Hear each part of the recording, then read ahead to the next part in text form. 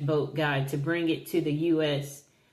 Constellation. The aircraft carrier I was assigned to packed the 48 pounds into the walls of our berthing area. I put 2 pounds at the bottom of the wall for the dog. Then he said when they ran the dog through, the dog alerted to the bottom of the wall. Then he said they confiscated the 2 pounds and the dog was still alerting them, but they figured the dog was still smelling the 2 pounds. So they cleared the area and got back to the States where he was stationed at NAS Lemoore, California. Then he said he sold the remaining 48 pounds for $1,800 a pound, and he said that's $86,000 for a return investment. Then he said I got out the Navy in 1975. Then he said I began to sell the W and the C. Then he said I was getting 100 pound. I don't even know what that is. Then he said he was getting 20 kilos of the C from a couple of sources. He said I was running that to Texas. I guess that was where he was going to take it. He said he paid $12,000 a kilo here and selling them in Texas to his friend for $26,000 a kilo. So he said he made $280,000, and then I did that every month. That's what he said until he was busted. Then he said he got a 10-year prison term for that.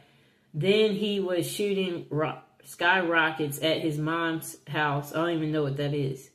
And one of them went sideways and lodged into a cypress tree, causing it to catch fire, which then started to catch his neighbor's house on fire.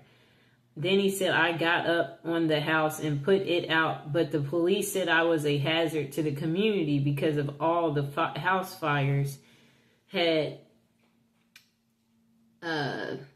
wood shingle roofs. And then he said he was arrested for fire inhabited building because his neighbor and her daughter were in the house.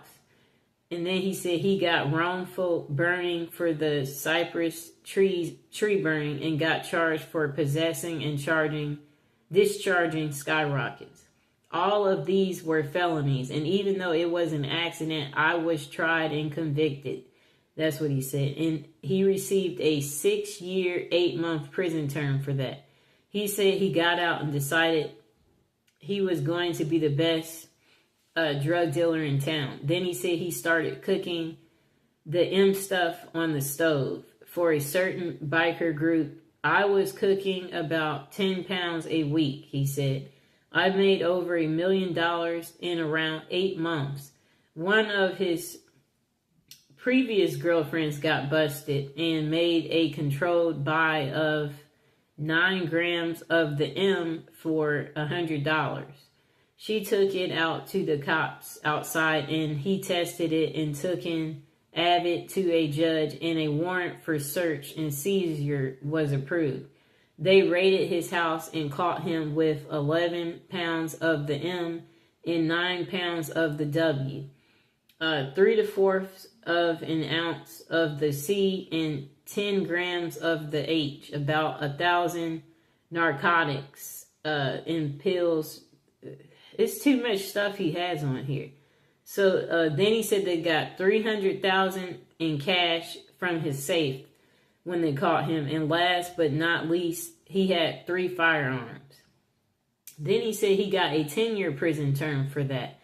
After he got out and was on parole, he got caught with 3... I don't even know what that is, but he was caught again with the M and got 2 years for that. Then he said he got out and gave his, some officers, okay, so they tested him for the H and yeah, he was guilty. Then he said she came back with the police and raided his apartment, so he got in trouble. They found more of the stuff in his girlfriend's room or something. And they wanted to give him life in prison for that. His brother and his mother talked to the district attorney and he wound up getting a 10-year term for that tiny piece of H stuff they found. He said he studied law in prison and got an associate's degree for paralegal. He was working in a law firm office and some super weird bad stuff happened which caused his fiance to commit suicide. He began using more and more of the H stuff as a result, and then he said he blew through his bank account and was broke. He said he got fired from the law firm for making too many mistakes on legal briefs. And then he said to get money for his addiction, he began to rob banks and rob a bunch of them. Then he said he got busted for the bank robberies. They wanted to give him a 46 years to life at first. Sounds like he keeps going to prison his entire life. That's the kind of life he was living. The attorneys where he was working took the case free of charge. It took 3 years in the county jail to get the sentence down to 15 years. Then he said he got out of prison and enrolled in a substance abuse program, got off drugs, and now he's a 67-year-old man on SSI and disabled. And then he said he's free and sober and happy. It took 33 years of actual prison time to figure out that drugs suck. I wish I had learned sooner. It is what it is. I'm writing an autobiography of my life. I've named it Diary of a Dope Fiend. He said he's almost finished. There's so much more than what he's typed here, and everyone says it's going to be so great. So maybe I can be an author of some books. Only time will tell. Well, I'm glad he got himself together. But who knows? Maybe he will be going back because of how many times he went. So the next person said, how can Android users make extra income, blah, blah, blah. Okay, so that's a different article. Oh, okay, no. Here it is. This person said they ended up there because allegedly they had CUT somebody 43 times. It was the very first felony charge, and it was aggravated assault with a deadly weapon intent to hurt them. It was trying to give they were trying to give her life for her first felony for the first time, really being in serious trouble. After sitting almost 2 years, her lawyer got her out. They were able to establish that she had PTSD due to getting she was in some type of domestic situation for 10 years of her life from her ex-husband. And so she blacked out when really upset, and she started, having some type of abuse go on with him. All she remembers of him is him punching her in the nose and remembering. Okay. So, yeah, okay. I'm skimming through this.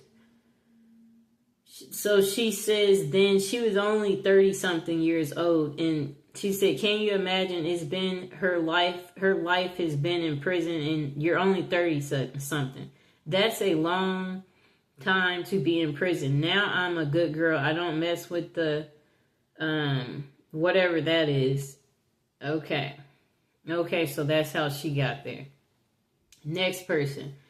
Some of these people, they don't sound too smart, to be honest.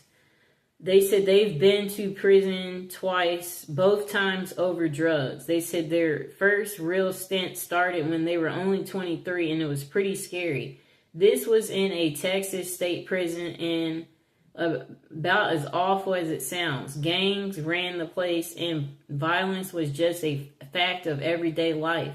While I was lucky enough to never get severely permanently injured, they said they got plenty of scars. Worst two are a 5.5 scar, one on their stomach from, a shank in prison, and then a noticeably bulge in their collarbone where it healed crookedly after being broke by a huge dude who wanted to get friendly, which I wasn't down with.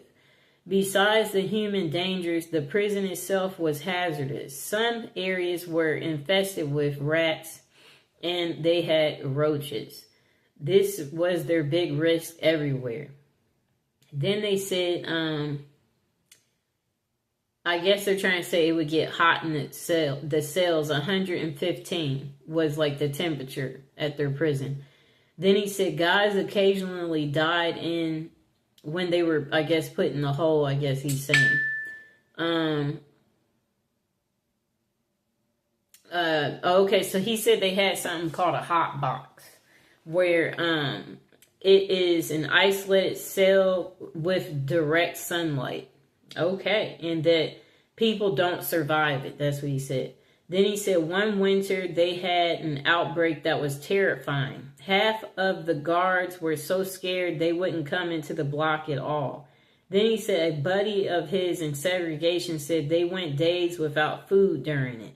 He said he never had any symptoms but would show positive for skin prick, TB test. I think that's tuberculosis test ever since, which was caused issues in his own right. He doesn't write very clearly. No wonder he ended up in prison. Then he said the second time was in a federal prison up in Kentucky. It wasn't fun by any means, but was significantly safer. He said guards in the federal system are better paid and as a result much more professional and less corrupt. There were still some bad ones, but they were the exception rather than the rule. So his first prison seemed to be in Texas, where it was super hot. Then he said, you also had access to drug counseling and a GED program if you didn't graduate high school. He spelled GED wrong. They were underfunded, but I'd say there was much more focus on rehabilitation rather than just warehousing people. Then he said, don't get me wrong, there were still some gangs and violence. People who claim federal prison is like summer camp are mostly lying. The true club feds went away in the 80s. And then he said, this wasn't a fun place to be, but it also wasn't nearly as awful as his time in Texas. Okay. The next person.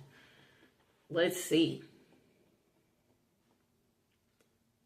Okay, so this person said what they did was violate every trust ever given. This person said they stole everything. Let me see. And drove drunk. That's what they said. So that's a DUI. They said they got busted with drugs. They said they had stolen cars. They were carrying weapons and just basically being a menace to society and a disgrace to their family in every way imaginable. They said they didn't care about anything, anyone, any law, or even getting caught. They said they didn't care about jail or prison. They said, I wanted what I wanted when I wanted it. And they said the consequences was loss of trust, freedom, and pain. They said they did this for years, but the point is he wants to make was that whatever he's saying there, he was trying to, this doesn't make any sense. I guess he used drugs to escape or something. Well, anyway, he said he's been out for many years now. He never went back and found a place in people and God that could help him address his real issues that were causing his behavior. He said he's been sober for a long time now and still struggles to be a better person sometimes. And that he has no desire to go back to any of the madness of his former life. Well, duh. Okay, let's see if we see something else interesting. Okay, so this person said, which time? That means they ended up going multiple times, which I guess people who do end up going, that sounds about right. They go multiple occasions. Okay, this person said, but seriously, I grew up in a family of drug dealers, they said, and as such, it was natural that they would follow into their family's footsteps. They said living that type of life opens you up to a variety of experiences one might not have otherwise become involved in. Then they said among the worst for them was when they were using the H. They said the first time was all it took. They fell very deeply and passionately in love with the H. And then they says money was no problem. His buddy and him spent about $1,000 a day on something that's a C and a W. After doing this every single day for 8 months, he was like, yes, $250,000 was spent very easily, and that's on the low end, I guess, for whatever drug he's doing. He said up until the morning he woke up and had no drugs. He said he had not experienced what will inevitably happen, the withdrawals he's talking about. He said he thought he was going to die. He said it's funny, right when this happened, his connection was, I don't know what he's saying. So I guess he said he had no money, which means no drugs. I guess no money meant that he was forced to stop. Then he said he became a person who forged checks where he made $400,000, and then he said later he was arrested by the FBI and sent to jail. He said, as anyone knows that has been involved in the U.S. criminal justice system, once you have entered, there is no exit. That old revolving door just keeps opening for you, and it seems you can't never get out. Wow, that sounds very sad. He has some people agreeing with him. Okay, so the next person said they went to prison for 29 years for murder. They said of a 22-year-old that was abusing their sibling, their brother. And then they said they was in several different prisons, and the experience in each was different. They said the first one they was at Missouri State Penitentiary. It was the worst. They said at that place there's stabbings every day. You always had to be aware of everything because things would happen in a second. So then he said he had to resign himself, so he was he was not mentally doing well. So, but after 5 years he got transferred. He didn't think he was going to survive at that prison. There was still violence, but not nearly as much. And he said the prison was cleaner and had AC. He found a perk. That's funny. Looks like that's interesting. Let me see.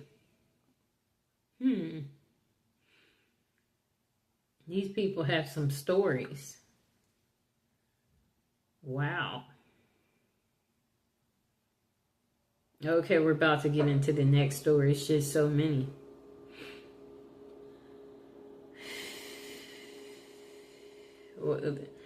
I scrolled down too low.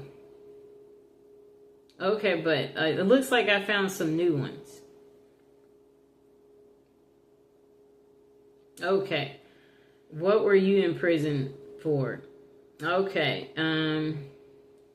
This person said they were 9 years old and they took a front end loader because they was tired of walking. They said it was parked outside a shop and was a loader for a logging company. The trooper released him to his uncle. You know what's going to happen now? He got a whooping from his parents or something. Then he said 10 years old that he had taken a motorcycle and went to juvie. He said he did 3 days and walked out still a bad person, he said. He said, I went into foster care where he skipped from home to group homes for 2 years and went home to his mother at the age of 12. He said he had told his case manager, I'll keep running. 12 years old, and he said he broke into a class where he had taken food and got a probation officer. While on probation, he said he burglarized businesses and stole cars and 4-wheelers, trucks, and boats. He said he had taken a truck belonging to the telephone company and paid restitution. Then he said he burglarized a home and had taken their food, money, guns, and anything he thought he needed. It's too many on here. Okay, I'm just... so he said he burglarized 2 businesses too and got caught with 2 loaded firearms, and he was sentenced to 2 years but not to exceed his 19th birthday.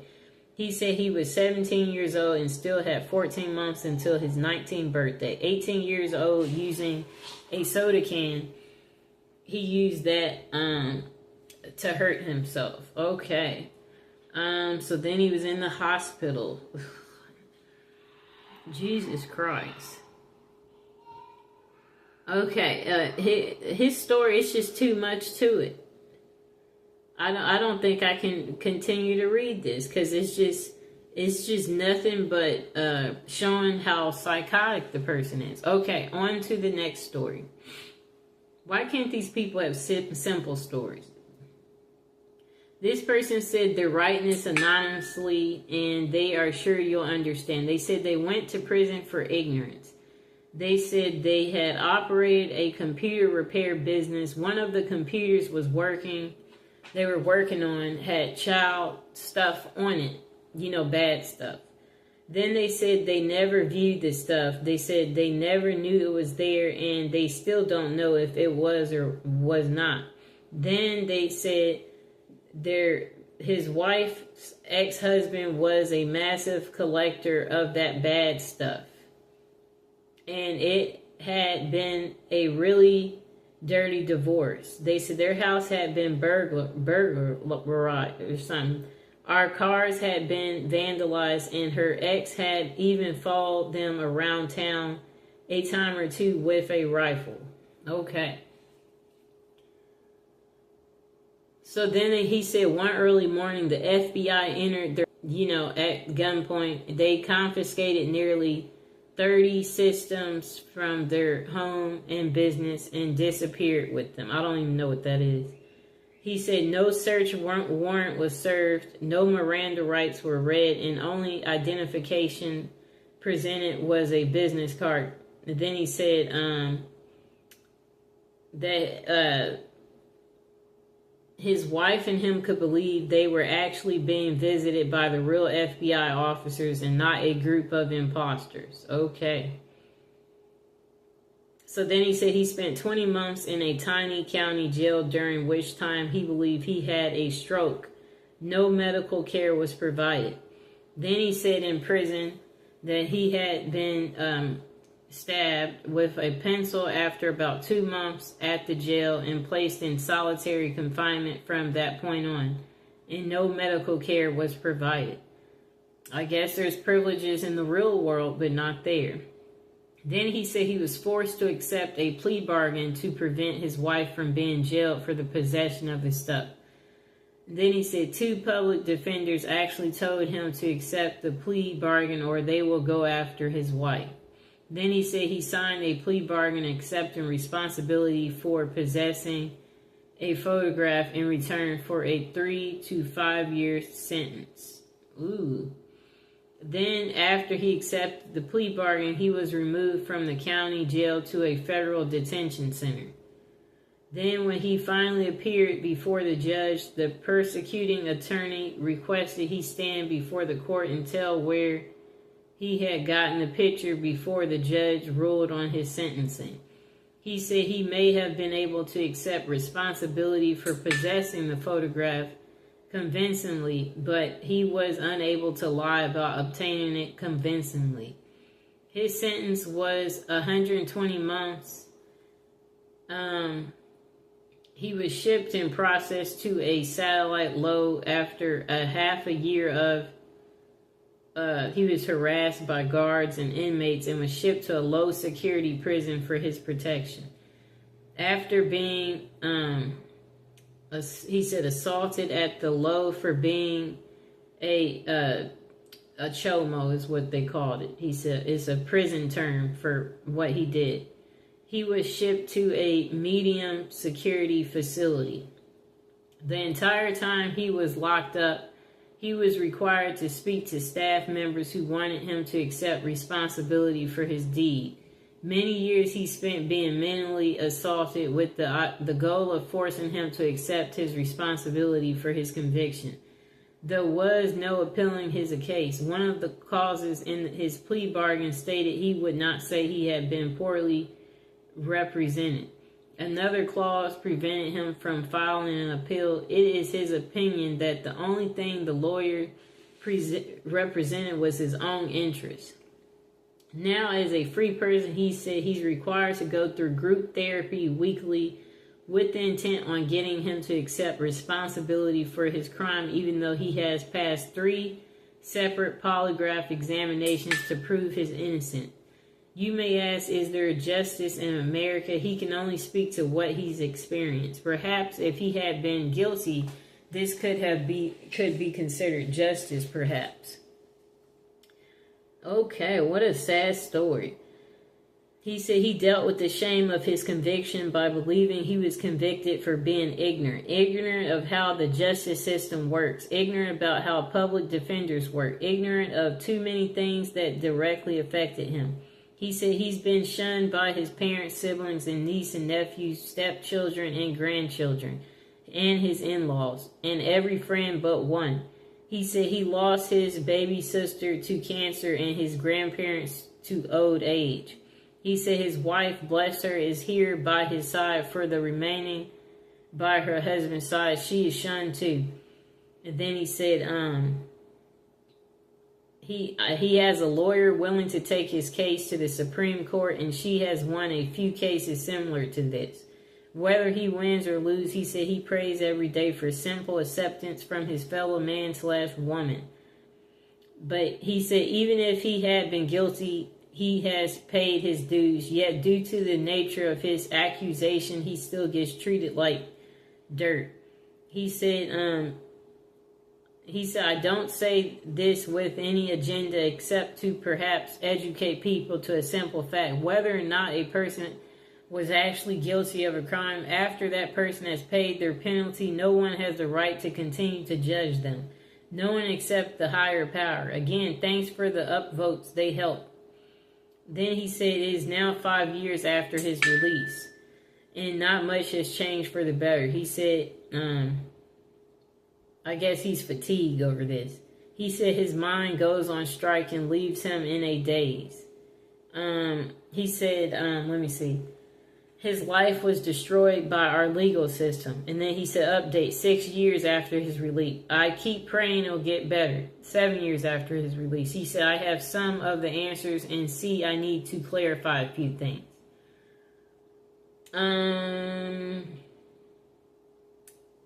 Miranda rights are only read if the suspect will be quoted in court.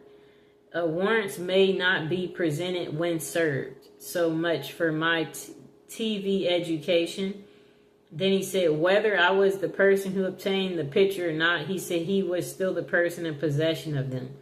Next thing said, things are better. That's what he said. Number 5, to those who have a choice, do not ever accept a public defender. Wow. Then he said 9 years after his release, he has a lawyer now. He said he finally is able to submit a FOIA request. There was a confidential informer in his case. Because of the informer, his case had been sealed. Then he said also because of this informer, the warrant that had been signed and sealed by the magistrate, the warrant was expedited because it was believed he had the ability to destroy the evidence if allowed the chance to do so.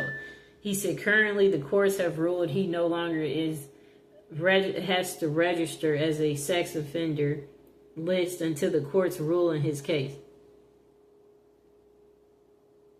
Okay, so he said he's not on that list no more. Then he said 11.5 years in prison, 5 years on supervised release, 9 years on the list of the bad list. And it appears the courts will now clear his record. Wow, I guess he had tough time. You know, that was a crazy story.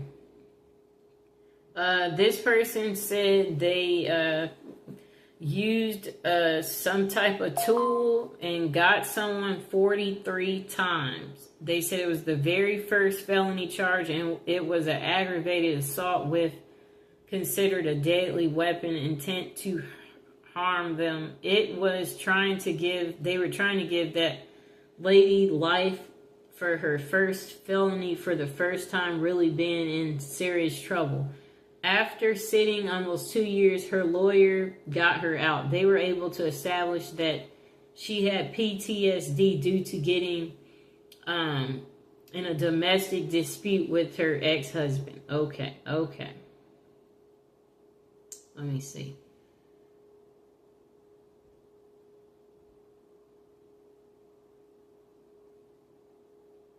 Okay, we're just skimming through this because we're getting close to the end. You're not going to believe this, but this person said, but they did all the time for 20 years for delivery of a lousy $10 bag of the H. They said they were sentenced as a career offender in the federal system. You can easily verify everything I'm about to tell you by looking at the federal sentencing guidelines. And then he said, anybody who has been convicted of 2 prior felony drug convictions or 2 prior felony violent convictions or 1 of each as a career offender. Okay. So this person said, okay, yeah, okay. So that's that part. I mean, that story, we'll check it out. But I don't understand what that part is, so maybe we should skip it. Okay. Okay, so another crazy story between a husband and wife. If a man said he got sentenced to 7 years and 9 months for hurting his new wife with a tool. It all happened so fast. Didn't help. He said he was on drugs. Did 5 to 9. I don't know what that means.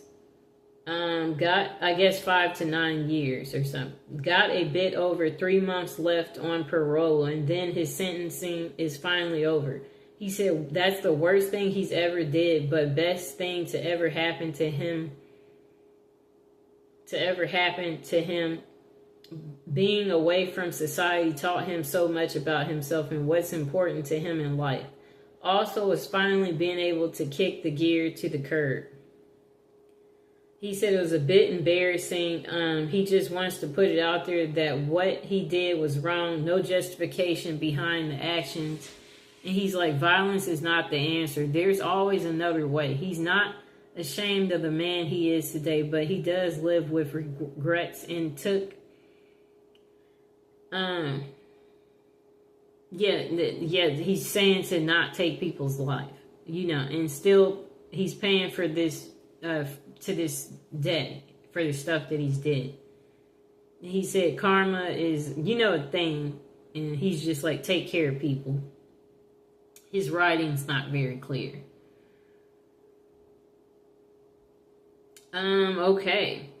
This person said they were in prison for adultery, and they was in the Marine Corps station in Hawaii and was 19 years old at the time. They said they met a lady a little older than themselves, and early on they did not know that she was married, but after they did find out, it did not matter to him. He said he was in love. Her husband was in the Air Force, station TDY, and he ended up getting the lady pregnant. Her husband ended up catching us, and he said he got into a physical fight and won, but he was locked up and persecuted for what the military called adultery. But the official charge was having a relationship with a married woman, not his wife, and ended up doing almost 3 years in federal prison. Believe it or not, most states have a law against adultery but never prosecute anyone for it. Interesting. The husband wanted to take their children away from her and was offered a deal that if he were to testify that she was a negligent mother, that he would not get any time. And he said he loved the woman and could not do that. In 1962, it was hard to take children away from their natural mom. She did testify against him and instantly forgave her, as she had 2 other children to think of and she was pregnant as well. After she delivered the baby, his mother ended up adopting him. And his parents raised him to adulthood. His name is Tony. Then he said he never saw her ever again, but did end up in touch with her and stayed in touch until her death a few years ago. He said he still loves her. Aww. Okay, so the next story. This person said, as a senior prank, their high school had a tradition of stealing the statue from in front of the local Big Bob's Boys restaurant and putting it in their school. In his senior year, they guessed the manager at the restaurant had gotten tired of it, so he had that statue chained down to its pedestal with a heavy, dusty chain. Looks like a long story, and why can't he just get to the point?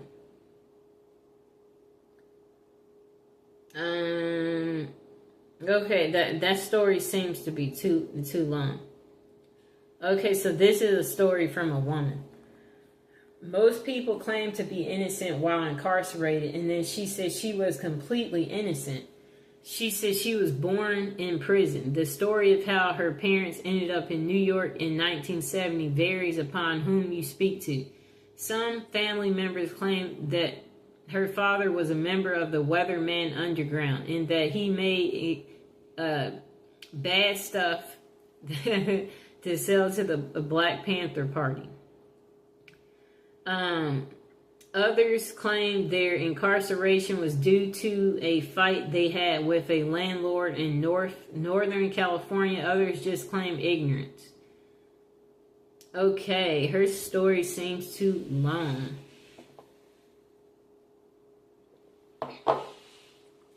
Apparently, the event of her birth was a news event that was heard across the globe. Her mother says she received cards from people in Europe and Australia. Her parents or grandparents heard the story of her birth on the news.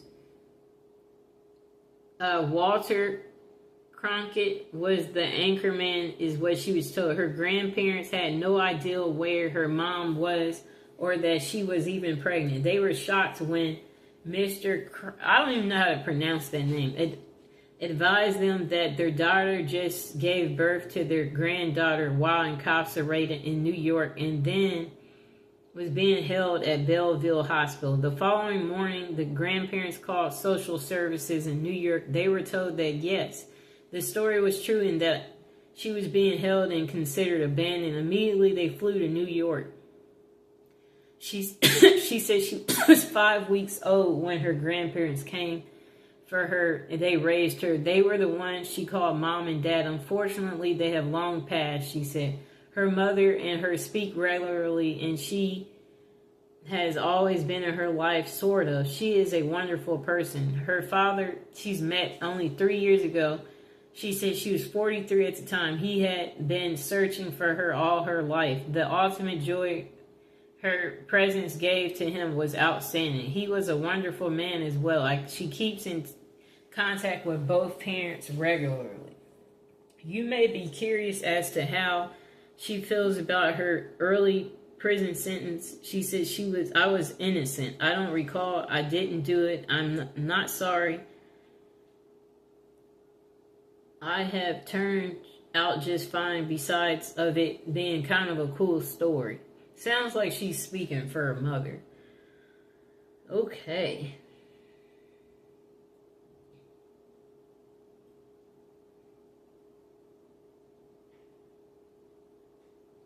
Okay, so that looks like a long story. Wow. Some of these stories are just entirely too... This person said they murdered a man who was... Okay, no.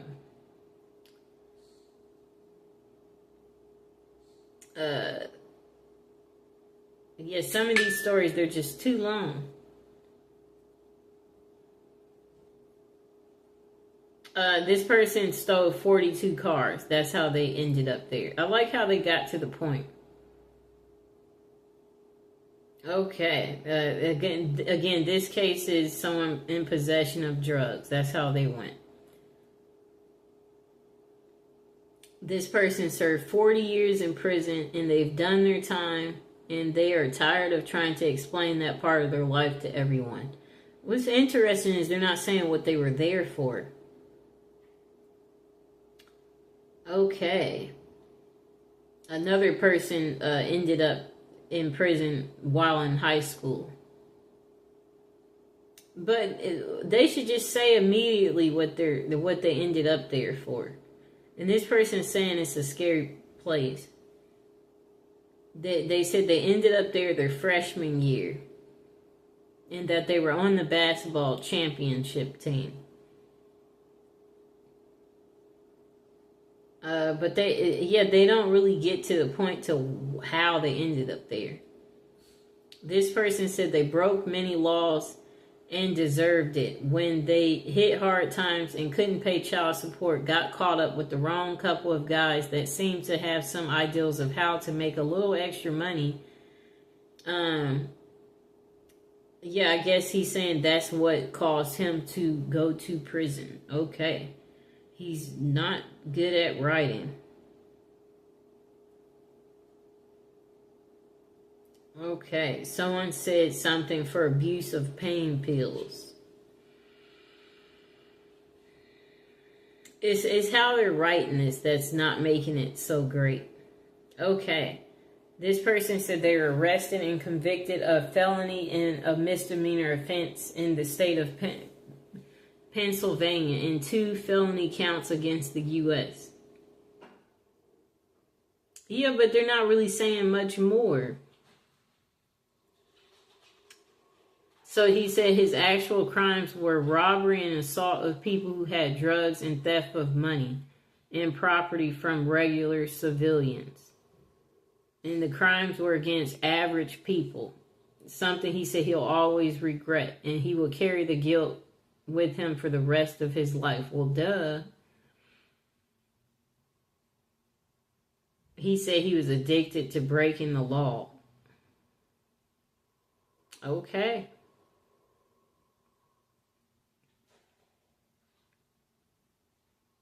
This person said murder of an innocent person with their hands. Okay. They said it was a mistake. Not on purpose. But they could not have proven it to be a mistake. And they said they didn't deserve the conviction. Really? Okay, so, okay.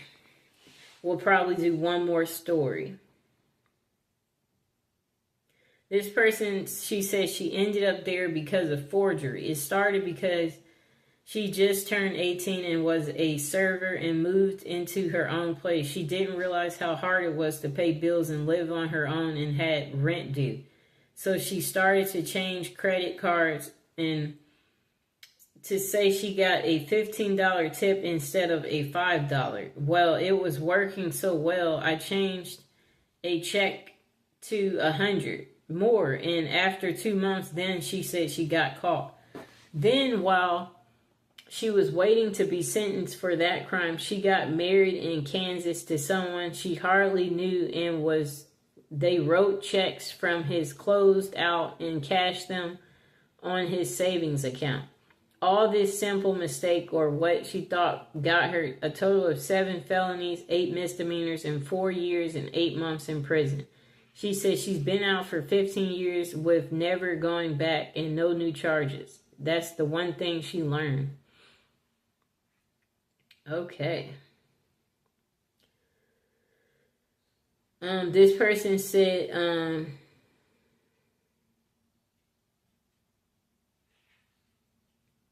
okay. I'm trying to see what she did because she's not getting to the point.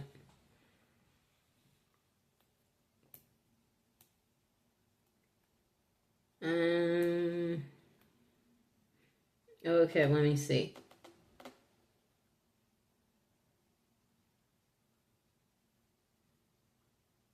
This person said they went because they weren't fast enough to dodge the cops. They were trying to break into a liquor store and then more cops arrived. Good story. Okay, so let's see if we can do one last story and then call it a day.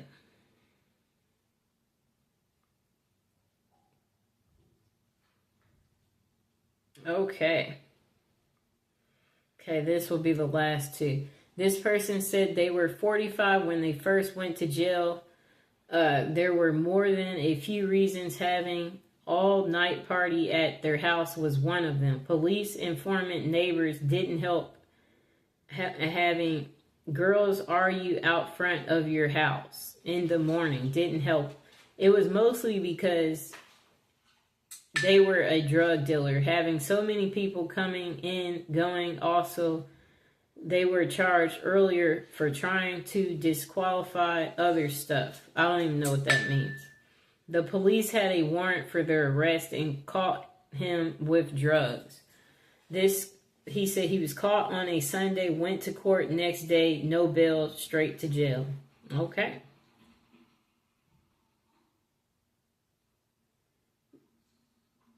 Next person said they was given a 28-year sentence for burglary while armed as a repeat offender, of which they served 18 years, 2 months, and 4 days before they was sentenced on parole. They said they feel the need to expand on their answers, so they're adding this. In Wisconsin, armed burglary is a Class B felony and carries a maximum of 40 years. They said also they had a sentence enhancement for being a repeat offender, which adds another 10 years. Then he said he received 28 of a possible 50. 28 out of a possible 50. Okay, of 50 years. 28 years instead of 50, which was the maximum. He said he also had a felony assault charge, which he received 10 years of probation for. Okay. And he had a consecutive burglary conviction. Other factors were that he had 2 prior felony convictions that he received when he was in adult court at 16. So that was at age 16. He was given 18 years and 2 months. Goodness gracious. That's the majority of his adult life. And here's Mr. Fox. After talking about such negative stuff, we hope that you seeing Mr. Fox makes it all better, because if you guys enjoyed the video, please like the video, please subscribe to the video, and please share it and tell me how much you like Mr. Fox. And yeah, that's the end of how people ended up in jail. It was just a series of stories that I selected and read online. Quite entertaining, but very disturbing. But I still hope you guys